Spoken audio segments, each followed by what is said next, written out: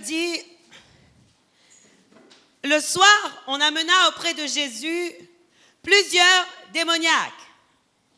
Il chassa les esprits par sa parole et il guérit tous les malades, afin que s'accomplisse ce qui avait été annoncé par Isaïe, le prophète. Il a pris nos infirmités et il s'est chargé de nos maladies. Amen.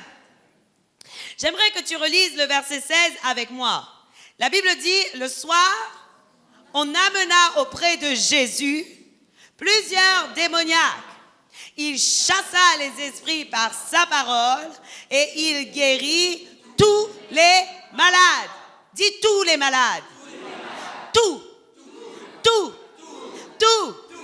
Il n'y en a pas un qui est resté malade. Tous étaient guéris. Amen. Et c'est ce Dieu que nous servons. Et la Bible nous dit, voilà pourquoi il veut guérir tous les malades, parce que la parole de Dieu nous dit dans Isaïe 53, le verset 3 et 5 à 5, voici ce que la parole de Dieu nous dit à propos de notre Jésus, à propos de celui qui fait les miracles, à propos de celui qui est fidèle. La Bible dit, méprisé et abandonné des hommes, homme de douleur, habitué à la souffrance, semblable à celui dont on détourne le visage, nous l'avons dédaigné, nous n'avons fait de lui en aucun cas. Cependant, ce sont nos souffrances qu'il a portées, c'est de nos douleurs qu'il s'est chargé, et nous l'avons considéré comme puni, frappé de Dieu et humilié. Mais il était blessé pour nos péchés, brisé pour nos iniquités, et le châtiment qui nous donne la paix est tombé sur lui. Et la Bible dit, et c'est par ces meurtrissures que nous sommes guéris. Amen. Par les meurtrissures de Jésus-Christ, nous avons déjà la guérison. Amen. J'aimerais vous dire que vous pouvez déjà déclarer, je suis guéri. Si vous avez la foi, vous pouvez déjà déclarer, je suis guéri. Je suis guéri. Parce que Jésus-Christ est celui qui a pris déjà toutes nos maladies à la croix. La parole de Dieu nous dit qu'il a pris 39 coups de fouet sur son dos. 39 coups de fouet, c'est aussi 39 types de maladies qui est décrit dans la parole de Dieu. Autrement dit, Dieu a fait tout. Jésus-Christ a tout accompli. Et la Bible nous dit, et Jésus lui-même a dit, celui qui croit en moi fera des choses comme j'ai faites, et il en fera même des plus grandes. Amen. Est-ce que tu crois en Jésus? Est-ce que tu crois en Jésus? Si tu crois, alors tu feras des choses plus grandes qu'il a faites. Pourquoi? Parce qu'il est auprès du Père et il est en train d'intercéder pour toi. Parce qu'il est auprès du Père et parce qu'il veille à ce que tu ne manques de rien auprès de Papa. Amen. Et ça, c'est merveilleux. Et j'aimerais te dire réellement que tu dois croire que le Seigneur veut que tu sois en bonne santé. Dieu veut et il n'a qu'un désir, c'est que tu sois en bonne santé. En bonne santé physique, mais aussi en bonne santé spirituelle. Dieu veut que tu sois en bonne santé physique et en bonne santé spirituelle. Je sais bien que ça fait des années et des années, parfois certains luttent avec des maladies. Je sais ça. Mais néanmoins, tu ne dois jamais abandonner, jamais croire que c'est terminé. Tant qu'il y a la vie, le monde dit il y a de l'espoir. Et moi, je crois que le Seigneur est aussi, parfois, il agit à la dernière minute, au dernier instant, alors même qu'on ne s'attend plus à rien, Dieu le fait encore.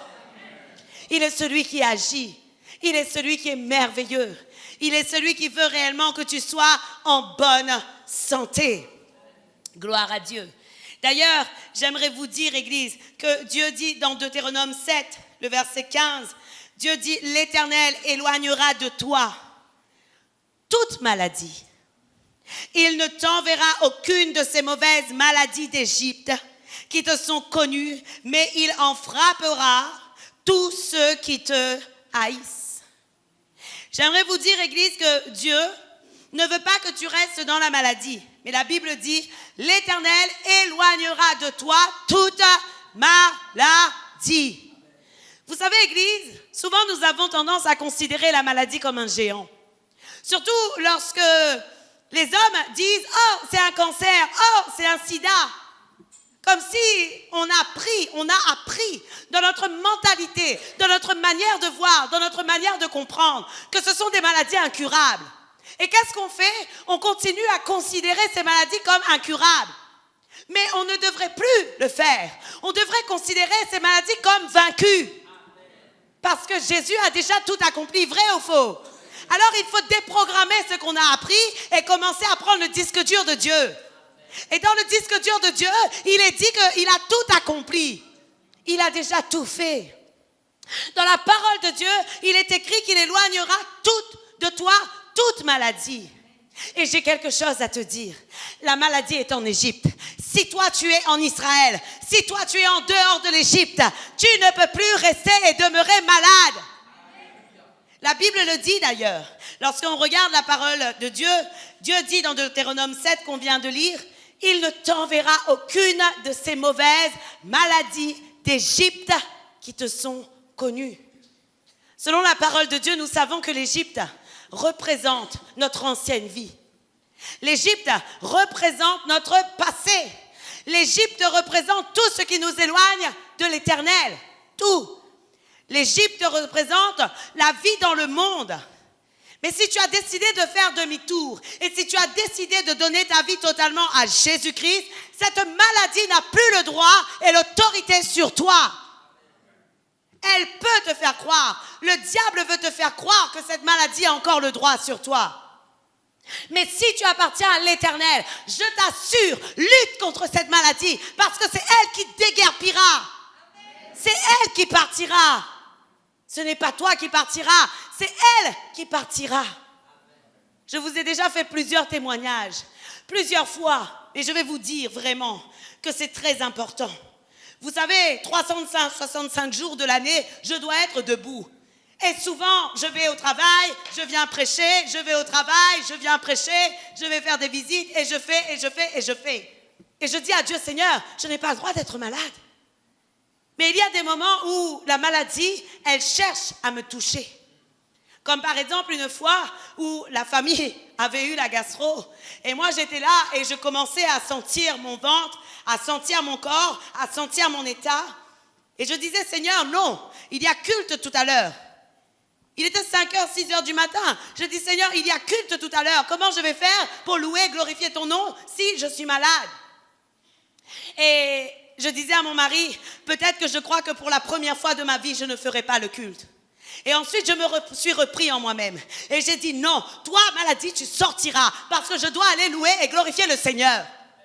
Et je vous assure, au moment que je suis rentrée dans la voiture et que mon mari conduisait, je disais, Seigneur, ta grâce me suffit, mais là, délivre-moi et sauve-moi de cette maladie parce que c'est dur. Et lorsque la voiture s'est garée ici et que je suis sortie de la voiture et que je suis arrivée là, plus rien. Plus rien. C'était terminé. Mais lorsque, par exemple, dans mon état physique, je dis, et j'ai déjà dit cela, lorsque je sens qu'une maladie va poindre son nez et que je commence à dire, oh, on n'a pas le droit d'être un peu malade pour se reposer un peu tranquille. C'est à ce moment-là même que la maladie t'atteint parce que tu as accepté cette maladie et que tu as dit, on n'a pas le droit d'être un peu malade. Et je vais te dire non. Si tu veux te reposer, repose-toi, mais repose-toi en bonne santé. N'accepte pas la maladie. N'accepte pas. Le jour où j'ai dit cela, tout d'un coup la grippe est venue sur moi. La fièvre, le nez, tout coulé. Je dis, Seigneur, ce n'est pas possible de me laisser dans cet état. Le Seigneur me disait, souviens-toi, tu as dit, on n'a pas le droit d'être un peu malade. Tu as cherché. Alors qu'on aurait dû refuser. Et nous avons la capacité de refuser la maladie. Arrêtez d'être abattus en vous-même. Je sais que ce n'est pas facile. Je sais que ce n'est pas dur, que ce n'est pas simple pour toi. Mais seulement tu dois arrêter de t'abattre parce que le Seigneur veut te délivrer de toute maladie, même lorsque ça vient d'une attaque du diable. Parce qu'il y a aussi des servantes et des serviteurs de Dieu qui sont attaqués par l'ennemi, par des maladies. N'est-il pas vrai que la parole de Dieu nous parle de Job, où Job était un homme intègre, mais il était attaqué par Satan. La Bible nous dit dans Job 2, le verset 7, « Voici ce que la parole de Dieu nous dit à propos de Job. Et Satan se retira de devant la face de l'Éternel. Puis il frappa Job d'un ulcère malin, depuis la plante du pied jusqu'au sommet de la tête. Cela veut dire que certaines maladies, certaines attaques viennent de l'ennemi. En réalité, toutes. Mais je veux dire que lorsque nous sommes enfants de Dieu et que nous pouvons recevoir une maladie dans notre vie alors que nous n'avons pas laissé de brèche, cela peut être à cause d'une attaque satanique. Et voilà pourquoi il est important de bien veiller sur nous-mêmes, de bien veiller à ce qu'on veut accepter, de bien veiller à ce que l'on veut faire, afin de chasser au nom de Jésus-Christ toutes les attaques du malin dans nos vies et contre nos vies. Amen. Aujourd'hui, dis vraiment à ton voisin, la maladie n'a plus de pouvoir sur toi.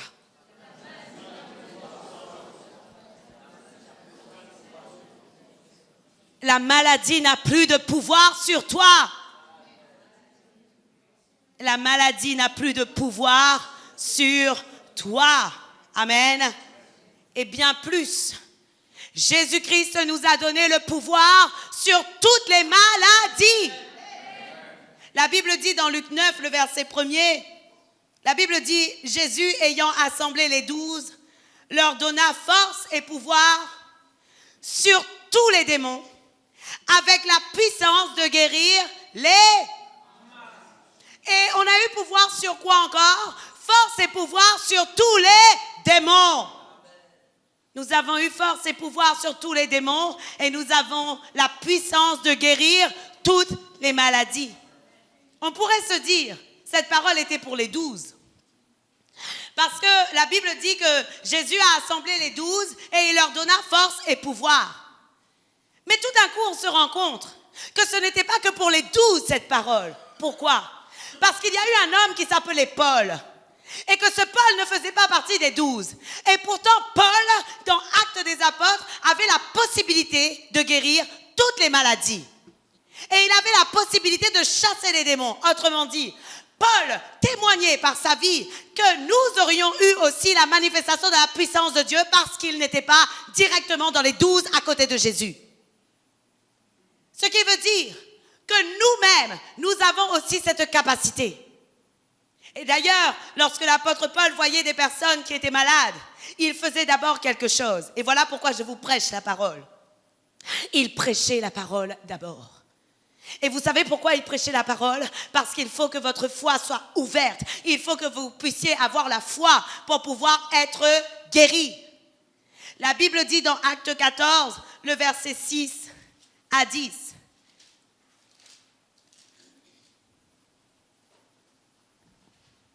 Paul et Barnabas, en ayant eu connaissance, se réfugièrent dans les villes de Lycaonie, à Lystre et à Derbe, et dans la contrée d'alentour, et ils y annoncèrent la bonne nouvelle. Alors, la Bible nous dit que Paul et Barnabas annonçaient d'abord la bonne nouvelle. À Lystre se tenait assis un homme, impotent des pieds, boiteux de naissance, et qui n'avait jamais marché. Il écoutait parler Paul, et Paul, fixant les regards sur lui, et voyant qu'il avait la foi pour être guéri, dit d'une voix forte, « Lève-toi droit sur tes pieds. » Et il se leva d'un bond et marcha. Qu'est-ce qui s'est passé? Paul prêcha d'abord la bonne nouvelle. Et la Bible nous dit qu'à un moment donné, il rencontre quelqu'un impotent des pieds. Et la parole de Dieu nous dit, cet homme n'avait jamais marché. Oui ou non? Mais la Bible dit quelque chose, il écoutait Paul parler. Et je suppose qu'il devait être quelqu'un qui était comme ça. Intéressant ce qu'il dit. Je suppose qu'il était quelqu'un d'attentif. Je suppose qu'il était quelqu'un qui démontrait qu'il avait envie d'être guéri et que peut-être ce Jésus allait pouvoir le guérir. Parce que Paul, et la parole de Dieu nous dit quelque chose. La Bible nous dit que lorsque Paul a regardé cet homme, Paul a vu qu'il pouvait avoir la foi, il avait la foi d'être guéri. Alors si ce soir, je te demande qu'est-ce qu'il te faudrait pour être guéri? Il te faut avoir la foi. Il te faut croire que Jésus ce soir te guérit. Et je vous ai déjà dit, même si le diable vous fait croire que vous êtes encore malade, et même si votre corps vous montre que vous êtes encore malade, déclarez, je suis guéri. Qu'est-ce que la sœur a dit tout à l'heure? La sœur a dit que pendant plusieurs mois, elle était découragée. J'ai prié 3 ou 4 fois pour toi, oui ou non? 3 ou 4 fois pour toi. Elle était découragée. Elle venait me voir, elle me dit, pasteur, c'est bon, c'est guéri. Oh, elle repart chez elle, 2 mois après, elle me dit, pasteur, il y a un problème encore. Je dis, mais elle va sortir cette maladie, non? Elle va sortir. Et je rends grâce à Dieu parce que la photo prouve qu'elle est guérie. Alors aujourd'hui, nous ne pouvons pas capituler devant la maladie. Mais nous devons encore prendre le pouvoir et l'autorité que Dieu nous a donné et ordonner à cette maladie de quitter les corps au nom de Jésus-Christ. Parce que la maladie n'a pas de pouvoir sur ta vie. Je te le dis. Et si tu crois aujourd'hui que Jésus peut te guérir, il va le faire. Parce que nous sommes que des hommes, nous. Mais Dieu nous a donné le pouvoir. Oui ou non? Et si tu sais que tu as le pouvoir, et si tu sais que tu as la capacité, et si tu sais et que tu crois en son nom, tu peux faire de grandes choses. Vous savez, Église, Marc 16, le verset 17, la Bible dit, voici les miracles qui accompagneront ceux qui auront cru en mon nom. Et je m'arrête volontairement ici. Je réfléchissais à cette parole et je disais, Seigneur, mais waouh, pourquoi il y a une virgule ici? Parce qu'en réalité, je crois que c'est lorsque l'on croit en ton nom, en la puissance de ton nom, que l'on peut chasser les démons, que l'on peut parler des nouvelles langues, que l'on peut ensuite imposer les mains aux malades et que les malades peuvent être guéris. Amen. La Bible dit, ils imposeront les mains aux malades et les malades seront guéris. Est-ce qu'il y a des hommes et des femmes qui croient en le nom de Jésus-Christ ce soir?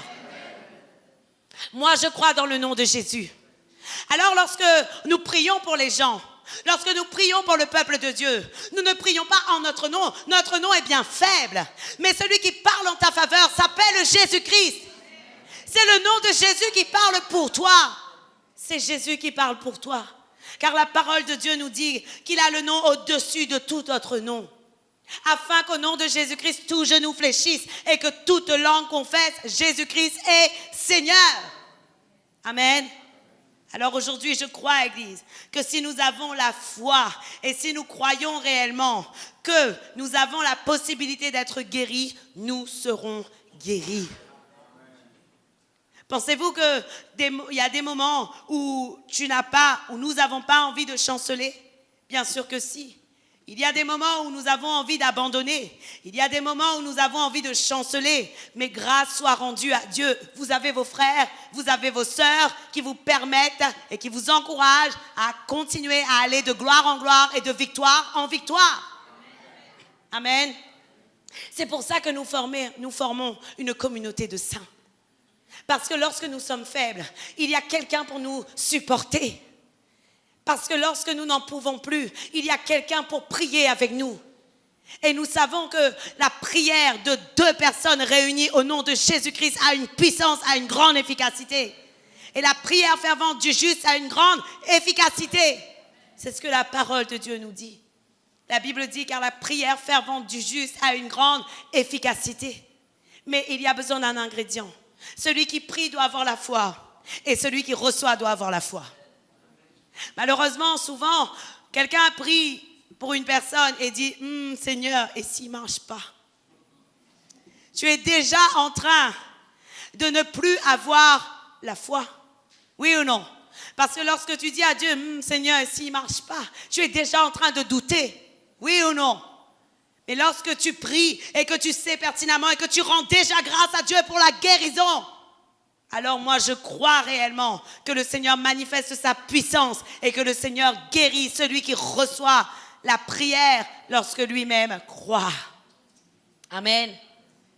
Aujourd'hui, Église, vous savez, Même des serviteurs de Dieu, parfois, sont malades. Ça arrive. Oui ou non? Il y a beaucoup de personnes qui disent, quand tu es un serviteur de Dieu, tu n'as plus à être malade. Et pourtant, la parole de Dieu nous montre un exemple. La parole de Dieu nous montre l'exemple d'Épaphrodite. C'était un compagnon de Paul dans l'œuvre. Et la Bible nous dit dans Philippiens 2, le verset 25, « J'ai estimé nécessaire de vous envoyer mon frère Épaphrodite, mon compagnon d'œuvre et de combat, par qui vous m'avez fait parvenir de quoi pourvoir à mes besoins. Car il désirait vous voir tous, et il était fort en peine de ce que vous aviez appris sa maladie. » Waouh! Épaphrodite était un compagnon d'œuvre de Paul, quelqu'un qui travaillait dans l'œuvre avec Paul. Donc, c'était un serviteur de Dieu, oui ou non? Et qu'est-ce que la parole de Dieu nous dit? La Bible nous dit que le peuple de Philippe, les Philippiens avaient appris qu'il était malade. Et le verset 27, la Bible dit, il a été malade en effet, et tout près de la mort. Mais qu'est-ce que la parole de Dieu nous dit? Mais Dieu a eu pitié de lui, non seulement de lui, mais aussi de moi, afin que je n'eusse pas de tristesse sur tristesse. Alors, la parole de Dieu nous dit que Épaphrodite a été guéri. Mais avant, il avait reçu une maladie. Aujourd'hui, j'aimerais te dire, je crois vraiment que ce soir, le Seigneur veut guérir même les serviteurs de Dieu qui, parfois, malheureusement, ont eu une maladie. Je crois que le Seigneur veut guérir même ceux qui croient déjà au nom de Jésus-Christ, mais qui sont mal dans leur corps. En réalité, je crois réellement que Dieu veut manifester sa gloire ce soir et je crois que le Seigneur veut guérir tous les corps. Aujourd'hui, c'est aujourd'hui, c'est maintenant, c'est aujourd'hui et c'est maintenant. Dieu veut guérir les corps. Est-ce que vous croyez? J'aimerais vous lire ce passage de la foi. Qu'est-ce que la foi? Hébreux 11, à partir du verset 1er. La Bible dit, « Or la foi est une ferme assurance des choses qu'on espère, une démonstration de celles qu'on ne voit pas. Pour l'avoir possédée, les anciens ont obtenu un témoignage favorable. C'est par la foi que nous reconnaissons que l'univers a été formé par la parole de Dieu, en sorte que ce qu'on ne voit pas n'a pas été fait de choses visibles. C'est par la foi d'Abel qu'Abel offrit à Dieu un sacrifice plus excellent que celui de Caïn. C'est par elle qu'il fut déclaré juste.